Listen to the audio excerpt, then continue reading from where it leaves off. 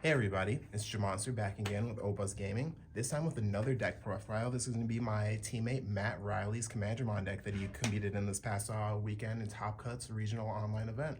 So, how's it going, Matt? Doing well. How's it going? I'm doing pretty good. If you want to get into it, you can just actually start with the eggs. All right, so got 5 eggs. I honestly like 4 eggs, but I just played the 5th just in case. The Pagumon is really, it's hit or miss because you have so many cards that this misses off of. You have tamers and you have options, so you're really not counting on this hitting. This is just like a really good way to help recur value since you're hard playing a lot of rookies. So we have 4 Pagumon and then just the 1 Missimon. Yeah. Okay. Was there another egg that was like a possibility for you going into the tournament or any other options, or did you feel like these were the two and it was just really easy to find your ratios for it?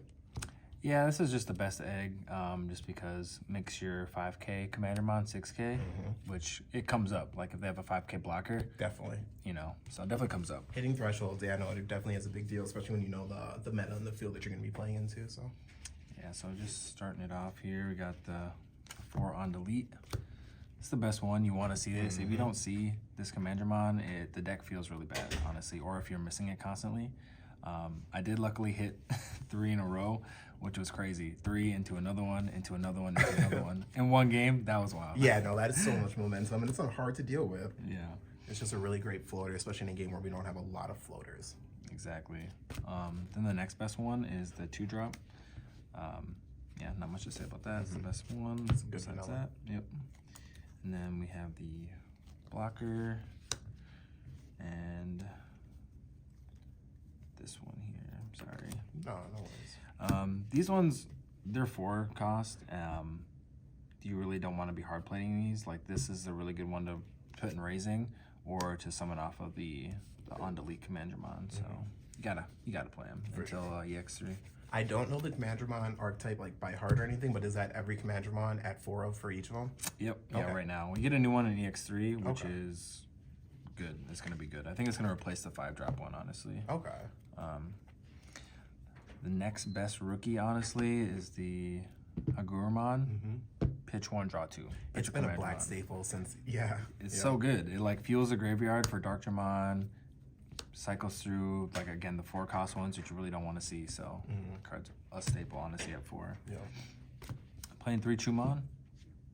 Chumon was really good against Alphamon. Like I just had 2 of these against Alphamon, just easy ass matchup. Like, Yes, yeah. Because then they can't, they're do it. behind a full turn every single time that they're trying to do their combo, so. Yeah, it's also really good against the mirror match because they can't Darkdramon you back. So There you go. Okay.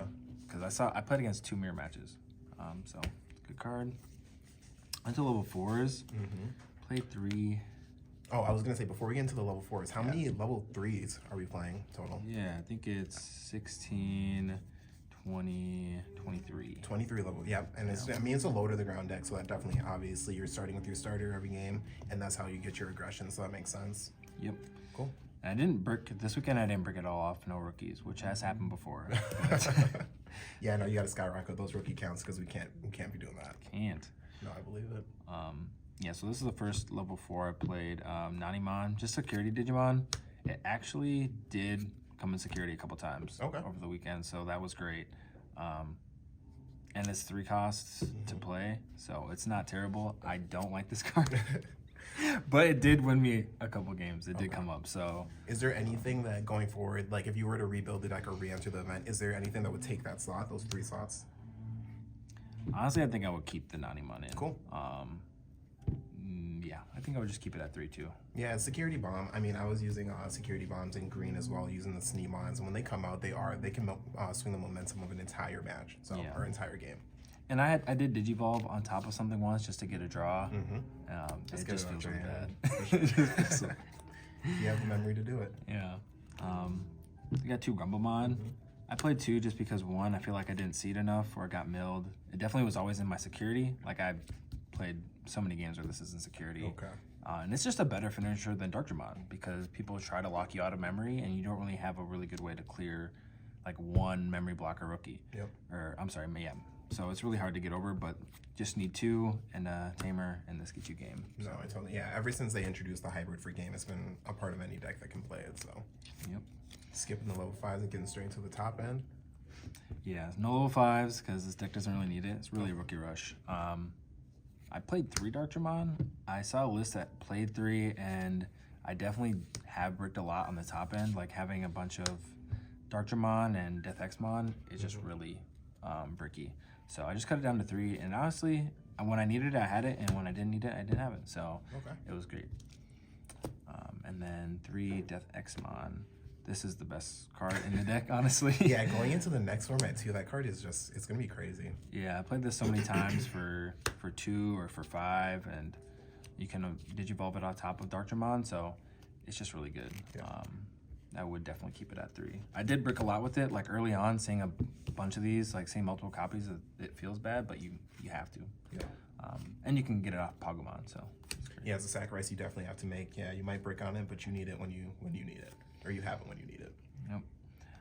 We have 2 Pride Memory Boosts. I was playing 4 of this, then I cut it down to 2 because it can miss, but it's honestly really good to get another body on board, and you mill the cards instead of putting it to the bottom, which is huge instead of the other memory boost. So this one definitely a must. I would definitely play 2. Even in the next formats, I would keep this card in. Okay. So. And it's an extender, so you're playing an aggressive deck. That makes a lot of sense because you can keep your plays and your turns going when you're going for lethal. Yep. Then 2 Kongu. This card is just amazing. Good against the mirror match. Good against security control. Like if you put them to 1 security and then just hit Kongu, they can't recover, and you have bodies on board, and you just swing for games. So yeah, I've been seeing Kongu played in anything that's playing black, whether it's black multicolor decks like Red Gaomon and stuff, or that card is just fantastic. Yeah, it's amazing. And if you don't need it, you don't need it. Then the security control. So played 3 Iron Fist Onslaught and then 4 Ultimate Flare. Awesome. I think Ultimate Flare was just a better call for the for it, just to kind of get down to the Digivolve, especially versus Black or Greymon. Yep. That deck, I saw a lot of it, and this is just a better card than this. Like if they don't have the protection, which they usually do, or even versus Alphamon, this card is useless. Yep. So the Flare is just 1,000 times better. For sure. Did you ever get anybody where they would put a low-level Digimon high into their stack with like an Alphamon or anything like that, or where they'll get rid of their Digimon except for their, what is it, the rookie or the egg, and when you de-Digivolve, it just pops the Digimon?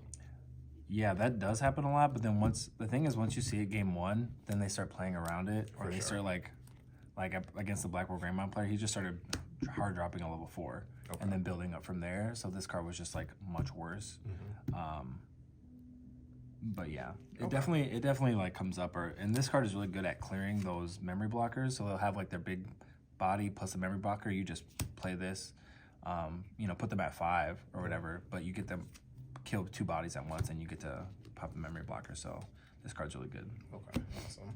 Yeah, use that momentum to just keep going for game. And the last 5 cards are just Tamers. So I got 2 Izzy and 3 Kazu.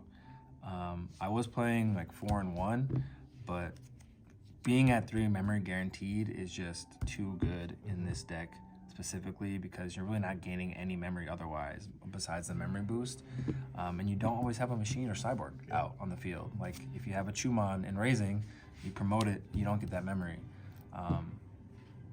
Yeah, so this card is really good to cycle through your deck, but I just think the Izzy was just, again, it's always a guaranteed 3 cost because the whole deck is black, so it's the same cost, and you get to look at your deck, which definitely comes up when you're trying to like plan your Commandramon plays, or like trying to see your Hagurumon, like what's gonna be like a good, like, do I Hagurumon now or do I swing right away? Like this really just helps you plan some of those things out. For sure, that makes a lot of sense, definitely.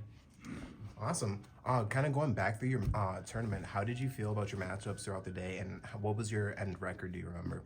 Yeah, so my record was 6-2. Okay. And I got, I think, 40th place. I think if we went another round and I got another win, I would have definitely won a little higher up, but just 8 rounds. Yeah, for sure. That one was a short tournament compared to some of the other ones.